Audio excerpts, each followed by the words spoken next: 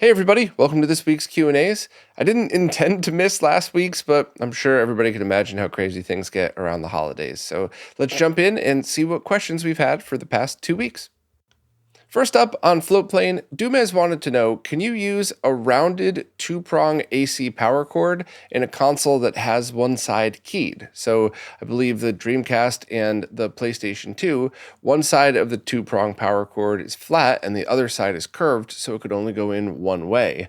Whereas other consoles you might find have curved on both sides, so you could fit that curved cable into a different console.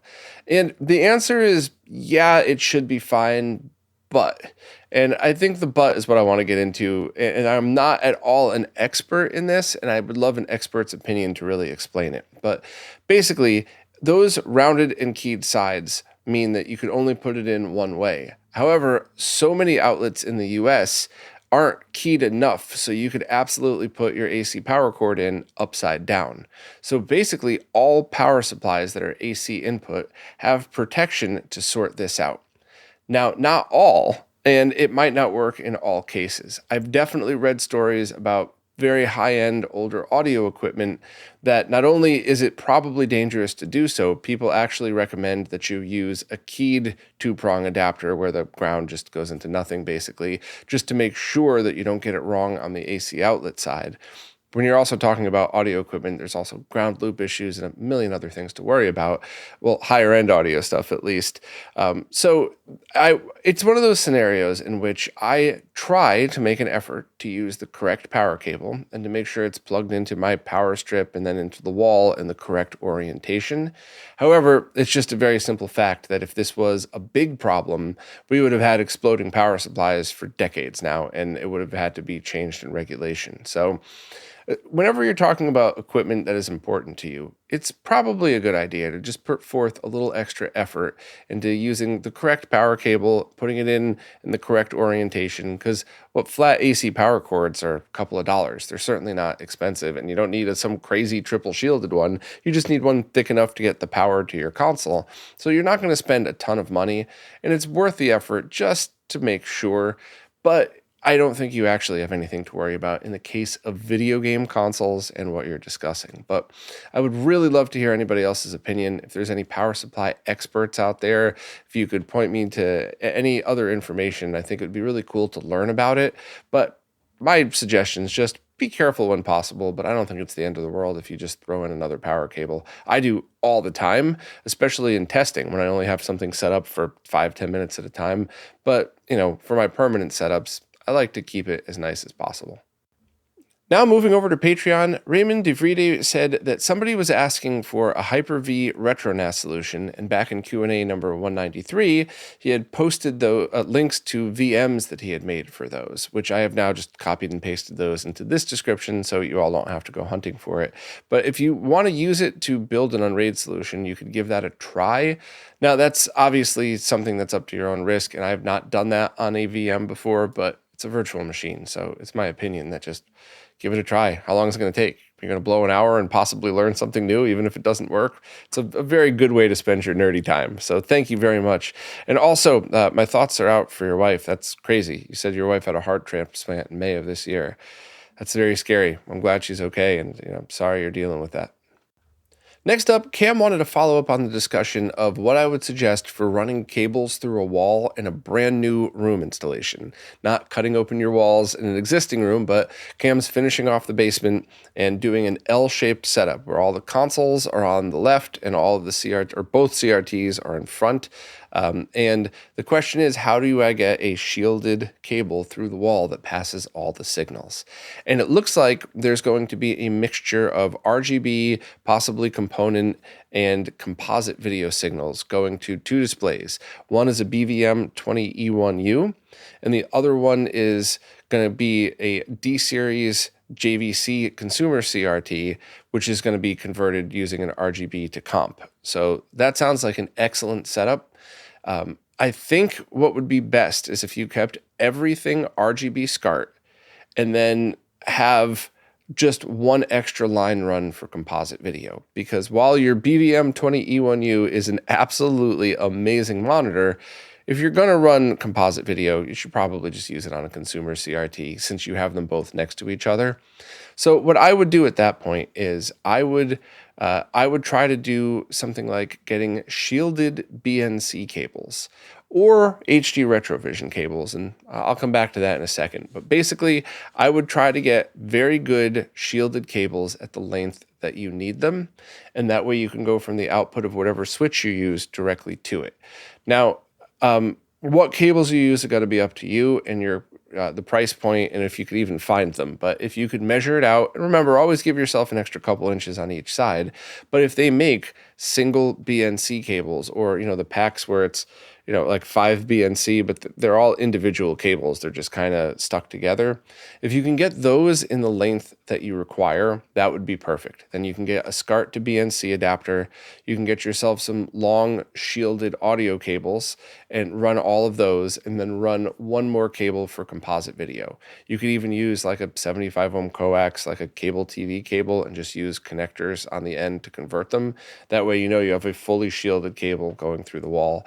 And it's not to protect composite video, by the way. I'm sure some of my fellow nerds are already nodding their heads. It's to make sure that the composite video run next to your RGB signals isn't going to cause interference. In this case, you'd be shielding composite to protect it from the other ones just in case, especially if you have multiple consoles on and you want to switch between them or something like that. So the other thing that you could do is if the BNC cables aren't in stock or aren't the length that you want, you can go back to what I was saying the other day about using HD retrovision cables. You would just want to use probably 2 shielded coax extra cables, one for composite and one for sync. So you would just use the red, green, and blue and left and right that's built into the HD retrovisions and connect that to your SCART to RCA adapter, and then just have an extra coax cable going for sync and go from there. Now, you can absolutely run composite video through these setups, but the reason I'm telling you not to is because of your dual monitor setup. You're definitely going to want to do something like run the composite video. If you have a composite card in your E1U, you could run it into that and run the composite out into your JVC D series, just like you would RGB. But if you don't, you could just run that directly into the D series. But that way your inputs are separated, and it's just going to make managing this stuff in the long term a lot easier. And also, buying one extra coax cable when your walls are already apart. What if you decide, I can integrate it and I don't need that second cable? Who cares, right?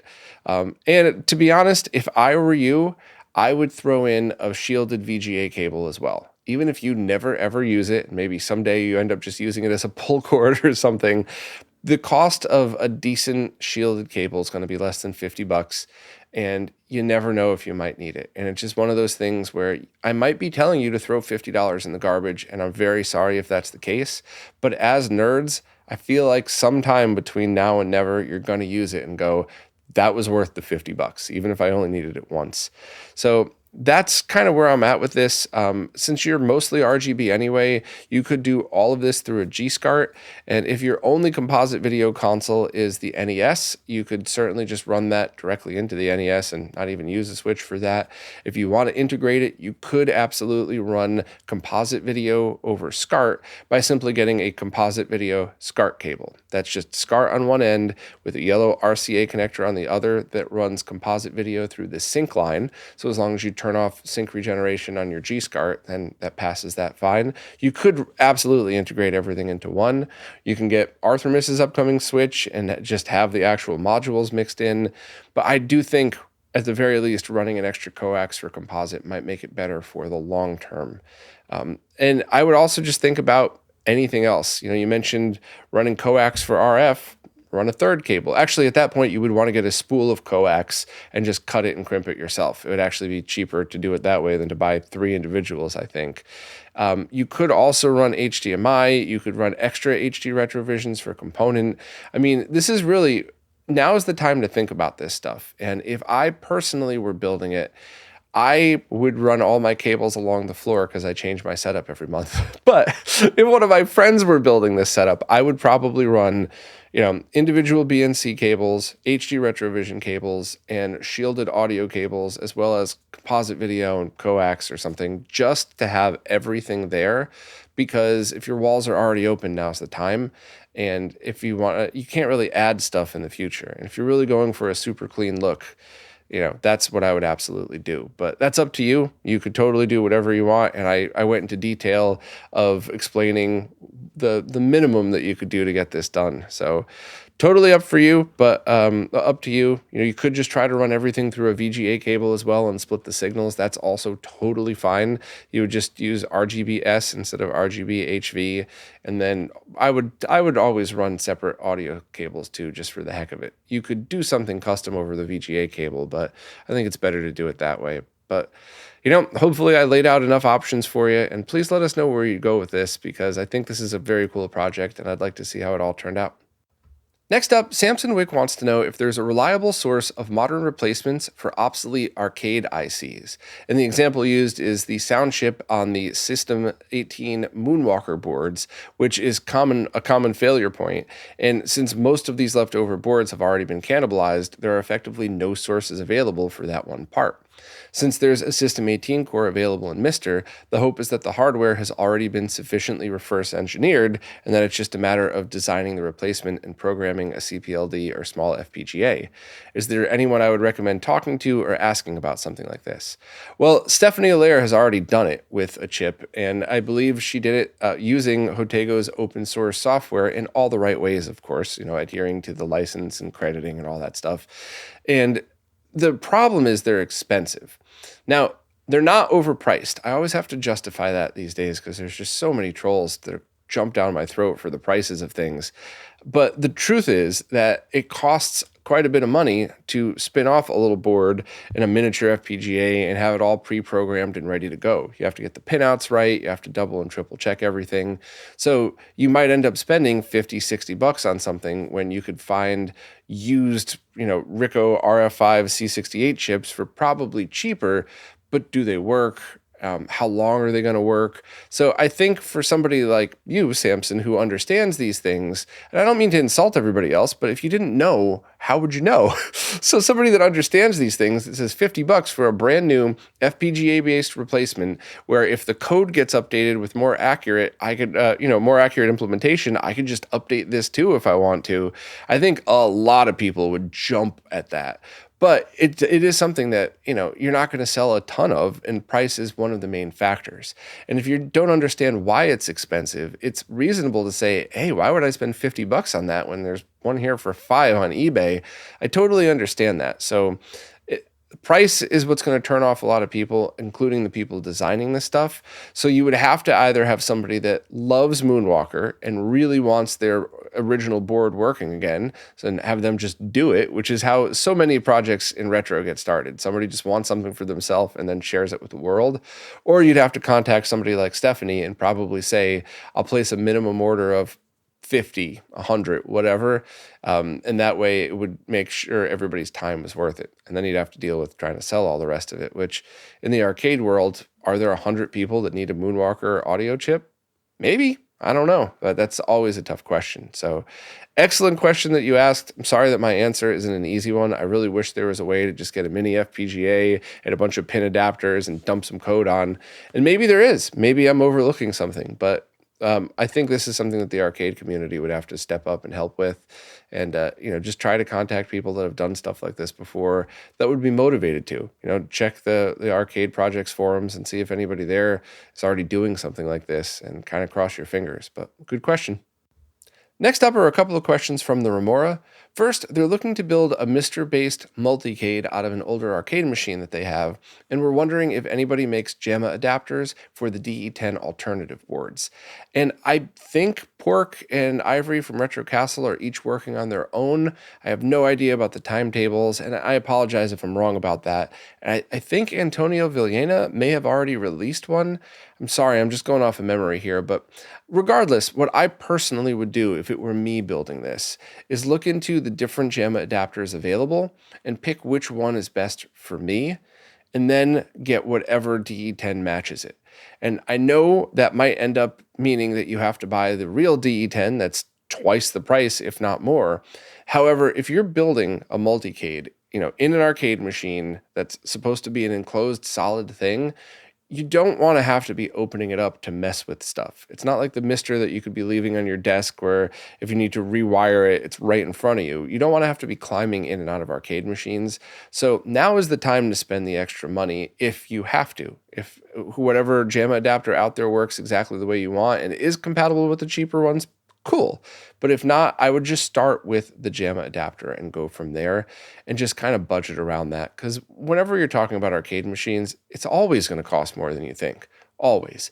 You have something that you think is in perfect condition, but then you need a new JAMA harness, and then the chassis needs work. And then, it's like a classic car. It's a money pit. And if you love it, then it's an awesome hobby that as long as you know going into it, you're going to be spending a lot of time and money, as long as that's something that makes you happy, by all means. But I always like to warn people because I just know a lot of people that are like, oh yeah, there's a perfectly working arcade machine. The chassis was recapped a couple of years ago. I'll have it. Don't need any work on it, right? No, you're definitely going to need to work on it. You just always will. It is what it is. So that's kind of what I would go with there. You also mentioned that you're using an older LCD computer monitor because you can't find any computer CRTs on Facebook Marketplace. So I wanted to give you the real answer first, but I also want to mention that if you have no need to output to a CRT and you're just building this the normal way, you don't need a JAMA adapter at all. You would just go right out of the HDMI port, and even if you needed VGA, you could even just use an HDMI to VGA converter. That's fine. And then you could just get an arcade stick that's USB-based, or just get something like a Brook converter or whatever else, where you could wire the buttons yourself and go into low latency USB. And that's all you would need. I think there's a bunch of adapters out there that you could hand wire for that. So you don't need a JAMA adapter at all. All you would essentially need is one of those DE10 alternatives, an I/O board, not even a case because it's probably going in the arcade machine, and just mount it to the inside somehow. So you could save a ton of time and money that way and not have to worry about a lot of this other stuff. Essentially, you're hand wiring the controls, and then that's it. So I wanted to give you the real answer first for everybody else who's listening who might be building this in a fully functional CRT-based arcade machine. But once the CRT and the chassis is removed, everything gets infinitely easier. So consider that. And also, the Remora said that they remember either myself or Lou mentioning a 3D print bracket for helping to align and apply labels to tap-tube Zapparoo cards. They tried searching for it and couldn't figure it out, and I tried searching for it and couldn't find it either, but I do remember talking about that. Don't remember when, so I'm kind of useless to you here. But does anybody own one of those? Does anybody have an idea of where to get them? And once again, please type out the answer. You can't just drop a link in YouTube. If you're on the support services, you absolutely can drop a link in. But if you just type out this anyway, even if it's the video Lou talked about it in or the GitHub, if you just explain it, I'll find the link and repost the link for everybody. So good questions. Hopefully I was able to point you in the right direction. And yeah, sorry about the Zapparoo thing. I totally forgot. Next up, Fred Rummig wants to know if there's anything to worry about when connecting a Sega CD and 32X and using a Mega Everdrive. And there are a few things that you're going to want to note. First, if it's the Mega Everdrive Pro that does Sega CD emulation, it might not always work. You might have to force launching it with the Sega CD plugged in, and it might crash the games. It's not going to blow anything up, but if that's the case, you would just unclick the Sega CD from your Genesis when you're using Sega CD emulation and kind of go from there. It's not the best solution, but it definitely works, and that would be fine. If you're talking about a regular Mega Everdrive that doesn't do Sega CD emulation, there's nothing to worry about at all. You just plug it all in and it just works. The only thing that I would remind you is that those are a lot of devices drawing a lot of power, so make sure that you're either using original Sega power adapters with the capacitor replaced, if you even have the ability to do that. That's always a good bonus just to do. Or get one of the Tower of Power Triad kits. And in the case of the Triad kits, you don't have to worry about amperage because they've already been rated to power all of those things. And you're already sharing grounds between them anyway, so you're not going to get my usual lecture about don't split DC between or multiple consoles, but they're already physically connected anyway. So it's getting the Triad power supply would definitely ensure you're not drawing you're not putting too much stress on older power supplies that might be going anyway. And just as always, right? Consider how much maintenance you want to do to any of these. If everything's working fine, cool, but just know that at some point you're going to need to replace the capacitors. You're probably going to want to open them up and clean them. Who knows if the 32X is going to work the next time you turn it on? Those things are so unreliable. So while I wouldn't say you have to do maintenance before trying this, I would just politely remind you that at some point you're probably going to have to do any of those things. So just if this is something you do yourself, pick a time where you feel like doing it. So you're not forced to do it because you have friends coming over that you want to play some games and your Genesis stopped working. Plan out when you want to do it or when you want to have it done, just so that it's something that you don't have to freak out if it dies on you or anything, because that is one thing that's always nerve-wracking is your console doesn't turn on and it's like, all right, is it the voltage regulator, is it the caps, or is this thing dead? So I always would prefer to do stuff like that in the before any of that stuff. But to answer your question, just make sure you're not using junk power supplies. And the only thing to worry about is if you're using the Mega Everdrive Pro, you might need to sometimes disconnect the Sega CD depending on setups and stuff like that. So, and if you forget, it's not that big of a deal anyway. You just, the game wouldn't run. So hopefully that answers it. Next up, Bill Olson wanted to know if I had any suggestions on a power conditioner. The one that I used to recommend, which was actually a recommendation from Renee from DB Electronics, was discontinued by APC. And that was started out as a $50 box. I think it was $80 or $90 by the time it was discontinued. That essentially just lets you filter your power to have things a little bit more reliable for your components. We talked about it in depth. I'm really oversimplifying and probably sound stupid. I'm just in the interest of everybody's time. It was a cheap but really good power conditioner. I had one always connected to my D32 BVM and my OLED, and I also have one in this setup back there because, and a lot of things are connected through it because almost nothing is going to be on at the same time. The TV, the stereo, and one other component, maybe two other components, and that's it. So I don't worry about running everything through it because there wasn't drawing too much power from it. However, those do seem to be discontinued, and I asked Renee what he thought, and I'm going to read you his response directly because he's far smarter than me. An inline UPS uninterrupted power supply can replace this. There are two types of UPSs, inline and not inline. Cheaper UPS units have a switchover time, like 1 or 2 AC cycles when a brownout or blackout is detected. Inline UPS units always regulate the load, so an inline unit would be a good solution. But I don't think any company advertises this feature using the same terminology, so you'd probably need to read individual specs to find that out. They think APC calls it line interactive UPS. A clear sign that it's an always-on UPS is a harmonic distortion rating, essentially telling you how pretty the sine wave output is.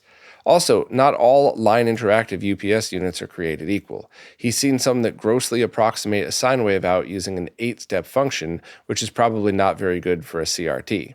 Cyber Power Systems has a nice description and a link that I will put to in the post. So this is excellent information. And if you were in a setup where you do have brownouts and you did want a UPS and not just a power conditioner, then this is exactly what you want. But it's like 5 times the price of the power conditioner. So I'll leave a link to the one Renee was talking about. There are obviously others out there, so you could try to find cheaper ones. And I'll still try to hunt down just power conditioners, but at least this is a good start. And for me personally, I would want that on my PC setup. I don't necessarily need any kind of UPS on the rest of my setups, though, just because I don't really get brownouts or blackouts here at all. Although, stuff like a super expensive RGB monitor, maybe you might want to just in case. But either way, I'll leave that link that Renee put in the description, and hopefully I'll be able to update that Amazon page at some point with a cheaper version of the one, that either the one that I'm talking about or just a standalone conditioner without UPS functionality built in. In the last Q&A, Charles Madeira was asking about GameCube video output solutions and just wanted to follow up and say they found a local GameCube for sale in their area for cheap that has a broken disk drive, so they're going to get a GC loader for that and then still investigate some of the other options. While that is absolutely a perfect solution, I do want to just recommend checking out Flippy Drive. Tito from Macho Nacho Productions did a video about it. We've been covering it, and I think it's pretty much ready for sale. I don't know if they're shipping now or about to be, but you could absolutely install this in a GameCube with a broken disk drive. However, if you ever decide to replace that disk drive and repair it, you could still use the flippy drive. And that's one of the biggest reasons why I'm such a fan of this, because I love ODEs, but I love them even more when you could also keep original functionality just for the heck of it. So I'll leave a link to that and to Tito's video for you to check out. But either one is a perfectly good solution, and check out any of the video output solutions I mentioned last time. Next up, Weaslow said they built an all-in-one Mister setup with the LaserBear 3D printed CRT case for it, and they're having issues with constant dropouts at the native resolution of 2048 by 1536. They updated the video mode setting and sync like I suggested, and they even went as far as trying a new driver board just in case the same issue persists. Anything else to try? So, when you mean you updated the video mode setting, if you're talking about in the Mr. INI file, the only last thing I would do to double check this, download a new Mr. INI file from the GitHub. I'll leave a link in the description so you could just go directly to it. And then change the video buffer to a high setting, which is very high latency, but we're just doing this for a test. And when you do that, set it to the resolution, the correct preset resolution, and don't really mess with anything else. And then just go HDMI directly into it and see what happens. If you're still getting dropouts, then there's almost certainly something wrong with the kit and the board. Then just contact Greg from LaserBear, and I'm sure he'll take care of you. If you're not getting dropouts, then you need to look at what cores you're using and then what other settings. Maybe it works on some cores but not others, and if that's the case, you could do a couple of things. You could try dropping the buffer back down, so maybe not to 0 latency, but maybe a rolling frame of latency. And if that fixes it, great. And if not, then you could kind of just go from there. Remember that with a little bit of tweaking, I'm pretty sure you could have different video modes for each core. You would just have to add that code onto the Mr. INI. Please correct me if I'm wrong. I get stuff wrong all the time. Double check that. But I think that's possible because you could definitely have different video settings for the menu than you would for everything else, which is something that I personally do all the time. I want lots of latency and a full buffer on the menu so I never have to worry about monitor compatibility. And I actually would even like 480i for the menus for a bunch of reasons, even though it's flickery and ugly. But so I would try that. And then if that doesn't work, then go and contact LaserBear. And I'll also leave links in the description for anybody who wants to know what the heck we're talking about. A CRT 3D printed kit. It's basically just a way to make a cool little monitor look like an old school CRT. And it's still an LCD monitor, but it's neat. So I'll leave links to everything and let us know what happens. Next up, Tinker wanted to know about powering consoles via USB power delivery mods, and I would personally never ever do that. I did an entire podcast where we discussed this, and I'll link to that in the description, but basically there is so much that can go wrong, whereas if you just get a triad or do a quality internal power supply mod with a good external power brick, you really don't have to worry about any of these things. And it's not just about power spikes to your consoles, it's also about safety issues and a ton of other things. So I'll leave a link to that podcast. It's totally up to you, but I've been working with electronics and specifically power and electronics in a professional environment for almost 20 years now. And I could just sit here and tell story after story after story about when stuff like this goes wrong. And I would never do it. If that's something that you want to do, there's kits that's available. You can get quality stuff. You could do it and it could be absolutely perfect. But I would never do that. So I'll leave a link to that podcast we did that hopefully will explain it a little bit better. And it's totally up to anybody if they want to decide to do that themselves, but you'll never see that on one of my consoles. Next up, Tony Shadwick just ordered a pair of Lumacode boards, one for the NTSC NES and the other for the ColecoVision. They were out of stock of the Pi hat for converting Lumacode to HDMI, and they're aware the OSSC Pro has native support, but they also thought that the RetroTinks might have them as well. So I don't think Mike has plans to add that yet. I think that's going to be one of those things where once those boards become more available, Mike might take the time to add that code. If there's time, there's obviously a lot going on, and there's a few other things that I personally think should take priority to that. It's up to Mike, of course. But maybe it certainly is possible, and it's something you might see in the future. However, if this is something you need right now, the original OSSC has support for this as well. So you could get yourself, an OSSC for around $100 that absolutely does everything that you need. And I do truly believe my whole tool in a toolbox analogy. Like if you need a tool to do something around the house a couple times a year and the tool is $100, but you use it a couple times a year, you don't think I pissed away $100. You think there's another tool in my toolbox that I use along with the rest of them that I don't use every day. So if you have to go out and buy an original OSSC for now, I would not be mad at that, because you're probably going to figure out something else to do with it, including just using it as an excellent analog to digital converter as well. So there's a million things original OSSCs are still good for. But I'll update everybody if Mike ever does add Lumacode support to the Tinks, and I do want to see more of those boards being made, and I'd love to reach out to the creator to try to figure out a way to make that happen, because I just think that's going to be the mod for a lot of these original consoles. And I'll leave a link to a post in a video that we did covering exactly what Lumacode is and why you want it. But the short answer is no Tink support for now, but maybe in the future. Next up, Mike's Quiet is getting the RetroTink 5X Pro because their setup has changed a bit. They're coming from an OSSC, which they love, and most of their consoles are outputting SCART into the G-SCART switch, but 2 consoles are S-Video. Since they're making some changes, they were looking for clarification. Their PS2 is currently outputting SCART. Would I recommend sticking with that or picking up some HD Retrovision component cables into the Tink? Well, you need to know that the RetroTink 5X is not going to accept Sync-on Green over the SCART input, which means you're not going to be able to access any 480p games from the PS2 going into there as you would with the OSSC and a SCART cable. But I think since you're making changes anyway, now's the time to stop and kind of think of the whole total setup. First of all, where did you get that PS2 SCART cable from? Is it from one of the reputable resellers that makes very high quality cables, or were you on a budget or were unaware when you first started your collection and ended up with some AliExpress stuff on there, which is fine, that happens.